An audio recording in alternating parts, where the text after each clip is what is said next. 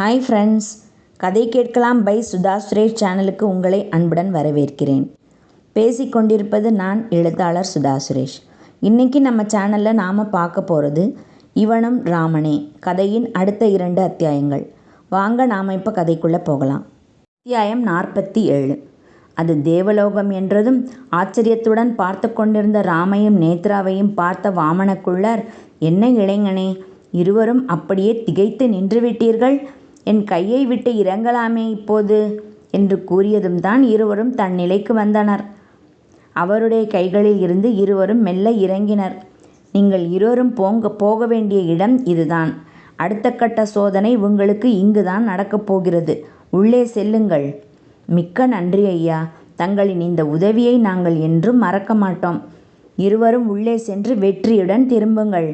என் வேலை முடிந்துவிட்டது, நான் வருகிறேன். அடுத்த நிமிடம் வாமனக்குள்ளர் அங்கிருந்து மாயமாக மறைந்து விட்டார். ராமும் நேத்ராவும் இன்னும் தங்கள் பிரமிப்பு அகலாதவர்களாய் தேவலோகத்தையே உற்று நோக்கினர். வண்ண விளக்குகளால் அலங்கரிக்கப்பட்டு ஜெகஜோதியாக காட்சியளித்தது அந்த இடம். அப்போது தேவலோகத்தின் உள்ளிருந்து ஓடி வந்தான் ஒரு இளைஞன். ஓடி வந்த அவனை திடுக்கிட்டு பார்த்தனர் இருவரும். அங்கு மார்த்தாண்டன் தான் சிரித்தபடி நின்றிருந்தான். வணங்குகிறேன் இளைஞனே. இருவரையும் தேவலோகத்திற்கு வரவேற்கிறேன். உள்ளே வாருங்கள், நான் தங்களை அழைத்துச் செல்கிறேன். உள்ளே எப்படி செல்வது, அங்கு யார் இருப்பார்கள், தங்களை என்னவென்று அறிமுகப்படுத்திக் கொள்வது, இவ்வாறெல்லாம் நினைத்து குழப்பத்தில் இருந்தவர்களுக்கு மார்த்தாண்டனை பார்த்ததும் மனம் நிம்மதியுற்றது. ஓ மார்த்தாண்டனா, நாங்கள் வந்தது உனக்கு தெரிந்துவிட்டதா இளைஞனே? ஆம், தாங்கள் இங்கு வருவீர்கள் என்பது நான் அறிந்ததுதான். இந்திரதேவரும் தங்களுக்காகவே காத்திருக்கிறார்.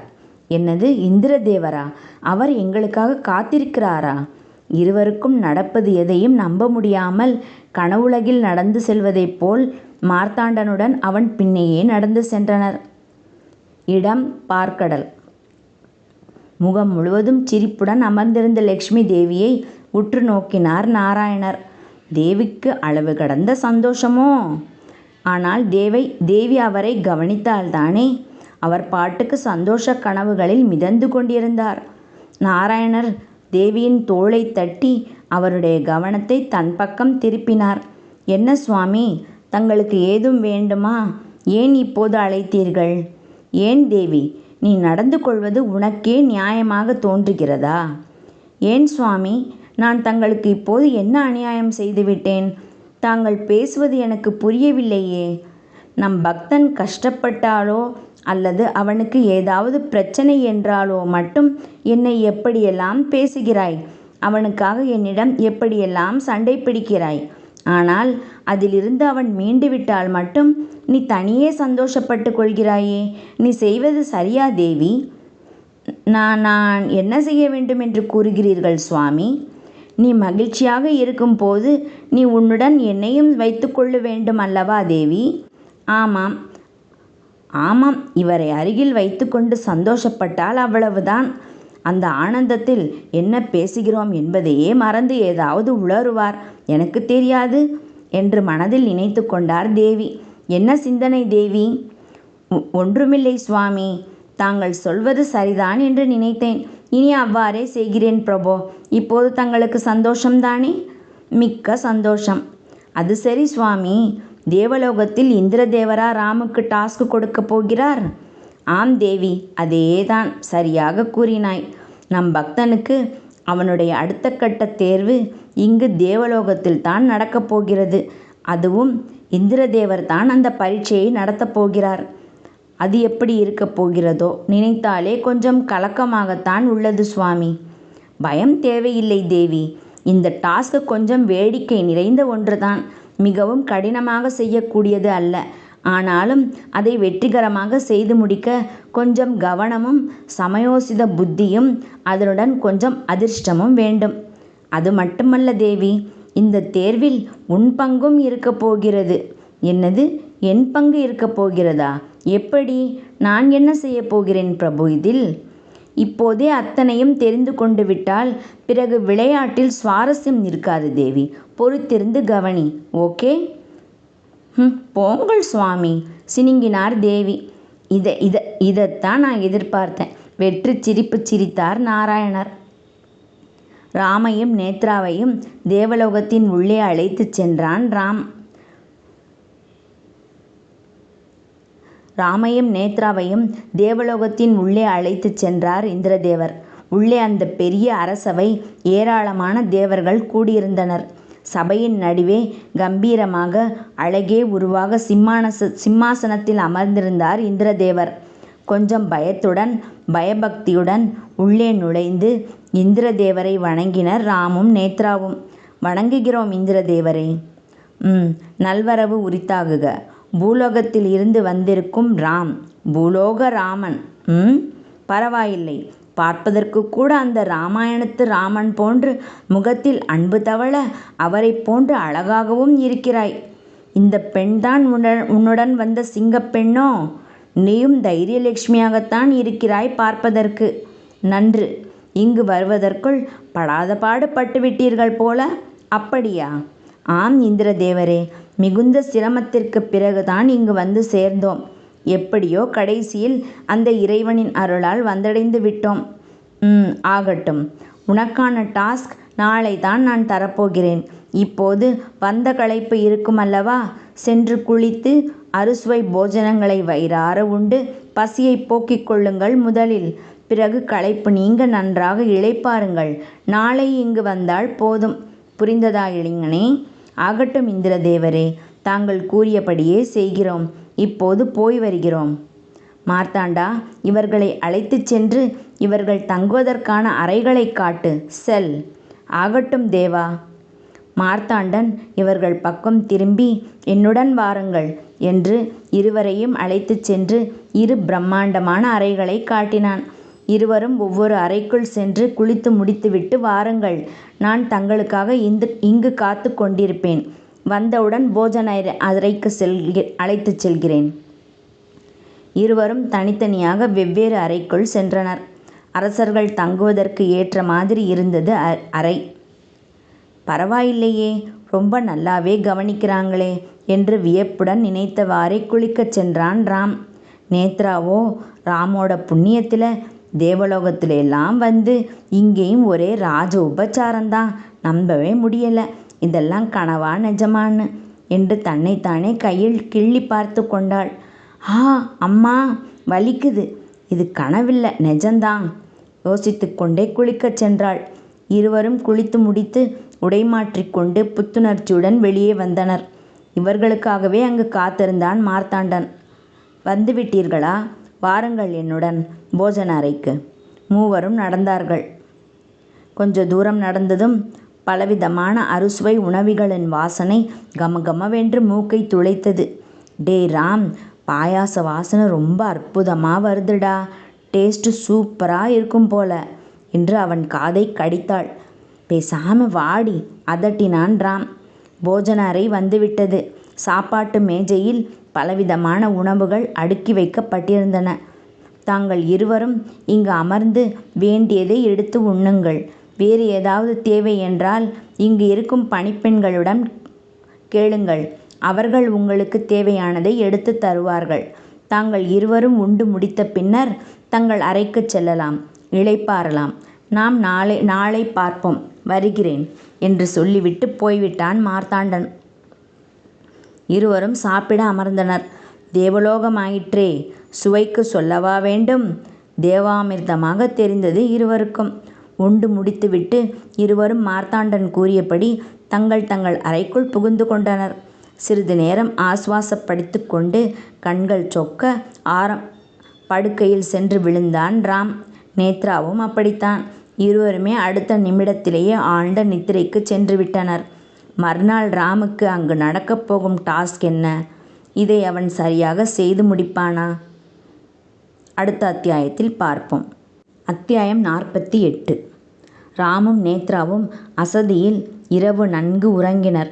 அதிகாலையிலேயே விழிப்பு வந்து எழுந்தான் ராம். நன்கு தூங்கி எழுந்ததால் உடலும் மனமும் புத்துணர்வுடன் இருக்க சோம்பல் முறித்தவாறு படுக்கையிலிருந்து எழுந்தான். மனம் முழுவதும் மகிழ்ச்சியால் நிரம்பியிருந்தது அவனுக்கு. இந்த ஒரு மூலிகையை மட்டும் எடுத்துவிட்டால் தாங்கள் வந்த நோக்கம் முடிவடைந்துவிடும். பிறகு நேராக வைத்தியரிடம் சென்று அந்த மூலிகைகளை எல்லாம் கொடுத்தால் அவர் மருந்து தயாரித்து கொடுத்து விடுவார். அதை வாங்கி கொண்டு வீட்டுக்கு போய் அந்த மருந்தை சீதாவுக்கு கொடுத்து விட்டால் அவள் தெளிந்து படுக்கையிலிருந்து எழுந்து அமர்ந்து விடுவாள். தங்கள் வாழ்க்கையை மீண்டும் புதிதாக துவங்கி முன்பு போல் இல்லை, அதைவிட சந்தோஷமாக வாழலாம், குழந்தை பெற்றுக்கொள்ளலாம். நினைக்க நினைக்க அவனுக்கு தேனாய் இனித்தது.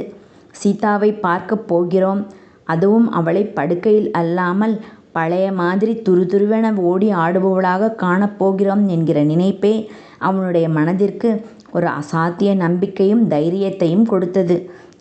அந்த உற்சாகத்துடனே வேகமாக எழுந்து வேகமாக குளித்து தயாரானான். அவன் தயாராவதற்கும் அவனுடைய அறைக்கதவு தட்டப்படும் சத்தம் கேட்கவும் சரியாக இருந்தது. வேகமாக சென்று கதவை திறந்தான். அங்கு வெளியே மார்த்தாண்டன் புன்னகையுடன் நின்றிருந்தான். காலை வணக்கம் இளைஞனே, தயாரா தாங்கள்? ஆம், தயார்தான். இந்த அறைக்கதவையும் தட்டினேன். அப்பெண் இன்னும் தயாராகவில்லையோ என்றபடி மீண்டும் கதவை தட்டுவதற்கு கைகளை உயர்த்தி கொண்டு சென்றான். ஆனால் தட்டும் முன்னரே கதவை திறந்து கொண்டு வெளியே வந்தாள் நேத்ரா. முதல் நாள் அன்று வாடி வதங்கி நொந்து நூடுல்ஸாகி இருந்த நேத்ராவாக இல்லாமல் புத்தம் புது மலராக அழகாக துள்ளலுடன் முகம் பளிச்சிட நின்றிருந்தாள் நேத்ரா. தாங்களும் தயார்தானே? அவளிடம் கேட்டான் மார்த்தாண்டன். ஓ, நான் தயார். ராமை பார்த்து சிரித்தாள். குட் மார்னிங் டா ராம். மெதுவாக அவனுக்கு மட்டும் கேட்கும்படி கூறினாள். Good morning Nethra. இவனும் அவளுக்கு மட்டும் கேட்கும்படி மெதுவாகவே கூறினான். மார்த்தாண்டன் இருவரையும் பார்த்து சிரித்து கொண்டே கேட்டான். இரவு சிறந்த உறக்கம் போலும். இருவரின் முகங்களும் பொலிவாக தெரிகிறதே. இருவரும் அவனுக்கு பதில் கூறாமல் சிரித்தனர். ஆகட்டும், நாம் செல்லலாமா? இருவரையும் போஜன அறைக்கு அழைத்துச் சென்று அமர்த்தினான். தங்களுக்கு தேவையானதை உண்டு முடியுங்கள். நான் சிறிது நேரம் கழித்து வந்து தங்களை அழைத்துச் செல்கிறேன். அதேபோல் சிறிது நேரம் கழித்து வந்தான் மார்த்தாண்டன். அதற்குள் இவர்கள் காலை உணவை முடித்திருந்தனர். கிளம்பலாமா இளைஞனே? செல்லலாம். வாருங்கள் என்னுடன். மார்த்தாண்டன் முன்னே நடக்க ராமும் நேத்ராவும் அவன் பின்னே நடந்தனர். இந்திர சபை வந்தது. முதல் நாள் போலவே சுற்றிலும் தேவர்கள் அமர்ந்திருக்க நடுவில் மிடுக்காக அமர்ந்திருந்தார் இந்திரதேவர். வணங்குகிறோம் இந்திரதேவனே. ஜெயம் உண்டாகட்டும். இருவரும் நேற்று போல் களைப்பாக இல்லாமல் புத்துணர்வு மிகுந்து காணப்படுகிறீர்கள். சந்தோஷம். உனக்கான பரீட்சையை ஆரம்பிக்கலாமா இளைஞனே? ஆகட்டும் தேவரே. தன் சிம்மாசனத்தில் இருந்து கீழிறங்கி வந்தார் இந்திரதேவர். என்னுடன் வாருங்கள் என்று கூறிவிட்டு முன்னே வேகமாக நடக்கத் தொடங்கினார். ராமுக்கு நெஞ்சம் படக்கென துடித்தவாறு இருக்க கொஞ்சம் பயத்துடன் அவரை பின்தொடர்ந்தான் வேகமாக. நேத்ரா அவர்களுடைய வேகத்துக்கு ஈடு கொடுக்க முடியாமல் அவர்களுக்கு பின்னால் நடக்காமல் கிட்டத்தட்ட ஓடினாள். ராமின் தோளை தொட்டு அழைத்தாள். டேய், எங்கடா கூட்டிகிட்டு போகிறாங்க? எங்கே போய் என்ன டாஸ்க் கொடுக்க போகிறாங்க? அப்படி வாய்க்குள்ளேயே முணுமுணுத்தாள். பேசாமல் வாடி, கொஞ்சம் எனக்கே கொஞ்சம் டென்ஷனாக பிபி ஏறிட்டே இருக்கிற மாதிரி இருக்குது. இதில் நீ வேற, வாயை மூடிட்டு வா கொஞ்சம். அவனும் பதிலுக்கு முணுமுணுத்தான். அதற்குள் இந்திரதேவர் அங்கிருக்கும் ஒரு விசாலமான அறைக்குள் நுழைந்தார். அந்த அறையின் உள்ளே நுழைந்ததும் திடுக்கிட்டு தரையை பார்த்தனர் ராமும் நேத்ராவும். அங்கு தரையின் நடுவில் இருக்கும் 4-5 கட்டங்கள் சேர்த்து பெரிதாக ஏதோ வரைந்தது போன்று இருந்தது. அது வளைந்து நெளிந்து டிசைனாக இருக்கவும் இருவரும் அது என்னவென்று கூர்ந்து உன்னிப்பாக கவனித்தனர். அது என்னவென்று கண்டு கொண்டதும் அவர்களுக்கு பெரிதும் வியப்பாக இருந்தது. இருவரும் ஆச்சரியமாக ஒருவரை ஒருவர் பார்த்து கொண்டனர். அவர்களுடைய குழப்பத்தையும் ஆச்சரியத்தையும் கவனித்த இந்திரதேவர் நகைத்தார். என்ன ஆச்சரியமாக உள்ளதா இளைஞனே? பெரிய பெரிய பாம்புகள், ஏணிகள் வரையப்பட்டிருக்கும் இது என்னவென்று தெரிகிறதா? பரமபதம்? சந்தேகத்துடன் தயக்கமாக கேட்டான் ராம். ஆம், சரியாக ஊகித்து விட்டாய். இது பரமபதம்தான். இங்கு என்ன பரீட்சை நமக்கு நடக்கப் போகிறது என்று தானே யோசிக்கிறாய்? ஆம் என்று தலையாட்டினான் ராம். சொல்கிறேன் கேள். சந்தேகமே வேண்டாம். இங்குதான் உன் முதல் டாஸ்க் நடக்கப் போகிறது. பொறு, விளக்கமாகவே கூறுகிறேன். நீ என் ஆள் ஒருவனுடன் போட்டியிட வேண்டும். அதாவது அவனுடன் நீ பரமபதம் விளையாட வேண்டும். இதில் உனக்கு வைக்கப் போகும் சோதனை என்னவென்றால், இதில் இருக்கும் எந்த நாகமும் உன்னை தீண்டக்கூடாது. நீ கீழே இறங்கவே கூடாது. ஏணியில் ஏறலாம், ஏறாமலும் போகலாம். அது ஒன்றும் பிரச்சனை இல்லை.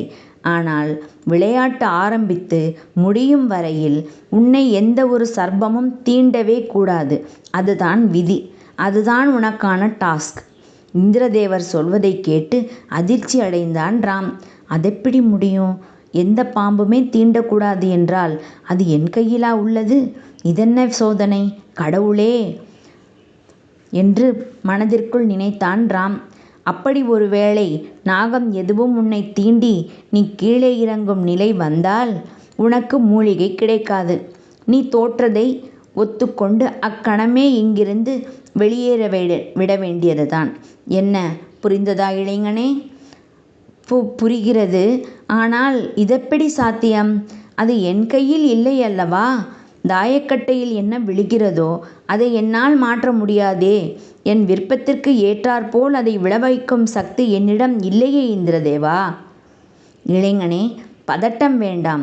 அந்த மூலிகை உனக்கு கிடைத்தே ஆக வேண்டும் என்று இருந்தால் கண்டிப்பாக விளையாட்டில் நீதான் ஜெயிப்பாய். கவலை வேண்டாம். ஆனால் அது என் கையிலும் கண்டிப்பாக இல்லை. என்ன, தயாரா? விளையாட்டை தொடங்கலாமா? ராமுக்கோ மனதில் பயமும் பதட்டமும் தான் நிறைந்திருந்தது. என்ன, இவர் இப்படி பேசுகிறாரே? உனக்கு கிடைக்க வேண்டும் என்று இருந்தால் நீ ஜெயிப்பாய் என்று என்ன ஆகப்போகுதுன்னு தெரியலையே. கவலை தோய்ந்த முகத்துடன் நேத்ராவை பார்த்தான். அவளுடைய முகமும் பயம் நிறைந்துதான் காணப்பட்டது. ஆனால் ராம் பார்த்ததும் சட்டென அதை மறைத்து கொண்டு அவனை பார்த்து சிரித்தாள். கவலைப்படாதட ராம், உனக்கு அந்த மூலிகை கிடைக்கணும்னு இருக்கிறதுனால தானே இவ்வளோ தூரம் நம்மால் வர முடிஞ்சிருக்கு. ஸோ எந்த பயமும் குழப்பமும் மனசில் வச்சுக்காம தைரியமாக ஆடு. எல்லாம் நல்லபடியாக நடக்கும். Okay, all the best. அவனுக்கு அருகில் வந்து தைரியம் கொடுத்தாள். ராமுக்கு கொஞ்சம் நம்பிக்கை பிறந்தது போல் இருந்தது. இந்திரதேவர் மார்த்தாண்டனை பார்த்து, மார்த்தாண்டா, நீ சென்று கோசலனை அழைத்து வா என்று கூறினார். மார்த்தாண்டனும் அங்கிருந்து சென்று சிறிது நேரத்தில் திரும்பி வந்தான். அவனுடன் இன்னொருவனும் வந்தான். ஆள் தடிமனாக பைல்வான் போன்று இருந்தான். இந்த விளையாட்டுக்கு எதுக்கு பைல்வான் என்று யோசனையுடன் பார்த்தான் ராம். வந்தவன் இந்திரதேவரை வணங்கினான். அவரும் தலையசைத்து வணக்கத்தை ஏற்றுக்கொண்டார். இளைஞனே, இவன்தான் கோசலன். நீ இவனுடன் தான் இப்போது இந்த பரமபத விளையாட்டை விளையாடப் போகிறாய். இவனுடைய சிறப்பு அம்சம் என்னவென்பதை நீ கண்டிப்பாக தெரிந்து கொள்ள வேண்டும். அதாவது, இந்த விளையாட்டில் கோசலனுக்கு இதுவரையில் எந்த ஒரு நாகமும் தீண்டியதே கிடையாது. என்னுடன் கூட விளையாடியிருக்கிறான். அப்போதும் நான் தான் தோற்பேன். இவனை யாராலும் ஜெயிக்க முடியாது. இவனுடைய எதிராளியை ஒரு முறை பாம்பு தீண்டினாலும் அவ்வளவுதான். இவன் வேகமாக முன்னேறி சென்று ஜெயித்து விடுவான். நீ இப்போது இவனுக்கு எதிராகத்தான் விளையாடப் போகிறாய். இந்திரதேவர் சொல்வதைக் கண்டு மேலும் பீதியடைந்தான் ராம். அவனுக்கு வயிற்றில் புளியை கரைத்தது போல் இருந்தது. கோசலா, விளையாட்டுக்கு நீ தயாரா? தயார் தேவரே. இளைஞனே, நீ இந்த பக்கம் அமர்ந்து கொள். கோசலன் அந்த பக்கத்தில் அமர்ந்து கொள்ளட்டும். துவங்கலாம் விளையாட்டை ஆணையிட்டார் இந்திரதேவர். தாங்களே துவங்குங்கள், ராமை பார்த்து கூறினான் கோசலன். ராம் தாயக்கட்டையை கையில் எடுத்தான். கண்களை மூடிக்கொண்டான். மனதில் இறைவனை நினைத்தான். ஆண்டவா, நீதான் எனக்கு துணையாக இருக்க வேண்டும். விளையாட்டில் இறுதி வரை என்னை எந்த நாகமும் தீண்டாமல் பார்த்து கொள்ள வேண்டியது உன் பொறுப்பு. எனக்கு அந்த மூலிகைகள் கண்டிப்பாக வேண்டும். விளையாட்டில் நான் ஜெயித்த அந்த மூலிகை என் கைகளில் வந்து என் சீதாவை நான் காப்பாற்ற வேண்டும். அதற்கு நீதான் பொறுப்பு. நீ நினைத்தால் மட்டுமே என் ஆசை நிறைவேறும். அதை நிறைவேற்றி வைக்க வேண்டியது உன் பொறுப்பு. கடவுளே. என்ன ஃப்ரெண்ட்ஸ், இந்த பகுதி உங்களுக்கு பிடிச்சிருந்ததா? பிடிச்சிருந்தால் லைக் பண்ணுங்கள், கமெண்ட் பண்ணுங்கள், ஷேர் பண்ணுங்கள். நான் அடுத்த அத்தியாயங்களோட சீக்கிரமாக உங்களை சந்திக்க வர்றேன். அதுவரை நன்றி கூறி விடைபெறுவது நான் சுதா சுரேஷ். பாய் மக்களே.